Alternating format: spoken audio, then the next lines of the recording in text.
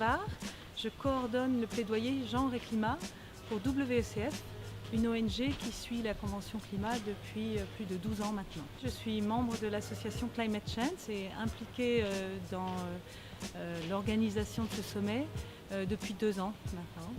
En fait, la raison pour laquelle nous avons commencé WECF à nous intéresser à Climate Chance, c'est qu'il fallait une représentation des femmes au sein de ce sommet des acteurs non étatiques, parce que justement la participation des femmes est encore relativement faible à l'échelle locale.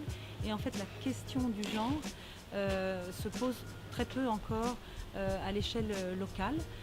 Disons que la réflexion est moins poussée aujourd'hui qu'à l'échelle étatique, et pourtant c'est bien là que se passent les choses, donc c'est bien à l'échelle locale qu'il faut penser à mener des politiques qui intègrent le genre de manière beaucoup plus importante. On a dépassé, je pense, la question du lien entre genre et changement climatique. Il y a eu suffisamment, je dirais, de présentations, suffisamment de discours qui ont bien montré quels sont ces liens. Par contre, aujourd'hui, la question qui se pose, c'est comment on fait. Et donc, on manque encore un peu d'outils pour analyser les problématiques avec le prisme genre. Ça veut dire toujours se poser les bonnes questions. Pour être très concret, si vous pensez à l'agriculture, eh bien savoir qui a accès aux ressources naturelles, qui a accès à la terre, qui a accès aux semences, qui va avoir accès à l'eau par exemple aussi, qui est absolument essentielle, et à l'argent qu'il faudrait pour investir dans une mécanisation s'il y a besoin. Eh bien, quand on se pose ces questions-là, on s'aperçoit très vite que ce ne sont pas les femmes dans la plupart des cas, et ce sont plutôt les hommes, et surtout dans les pays en voie de développement.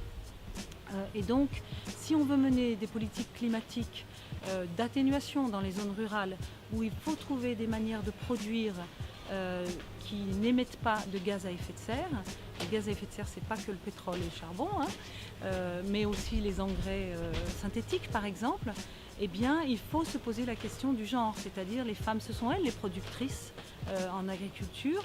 Est-ce qu'elles vont avoir accès aux bons outils pour mener en place des politiques d'atténuation climatique dans le domaine agricole qui soient efficientes?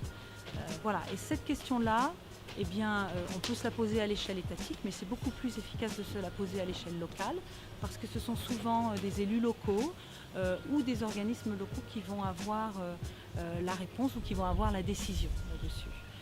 Climate Change, ce sont des coalitions qui se montent, et ce que je trouve extrêmement intéressant dans ces coalitions, c'est que ce sont des acteurs très variés.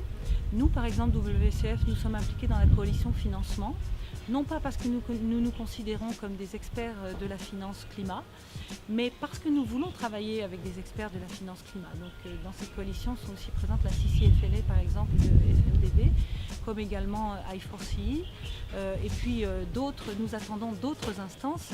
Nous travaillons par exemple avec l'Agence française de développement à les intégrer, et la raison pour laquelle nous sommes là, c'est parce que nous savons que les acteurs ONG par exemple, les acteurs de la société civile et les actrices de la société civile ont besoin de comprendre aujourd'hui comment fonctionne la finance climat, et c'est un terme très très large, pour pouvoir accéder à des financements ou pour pouvoir monter des ingénieries de financement à l'échelle locale qui vont leur permettre de mener leurs actions. Donc voilà, ce que je dirais de Climate Change, c'est que ces coalitions, elles sont porteuses d'espoir, parce que ce sont des acteurs qui n'ont pas l'habitude de se parler, qui se rencontrent et qui travaillent ensemble. Et donc j'attends avec impatience le prochain sommet Climate Change qui, je crois, aura lieu en 2019, mais il y aura plein de moments Climate Change en 2018.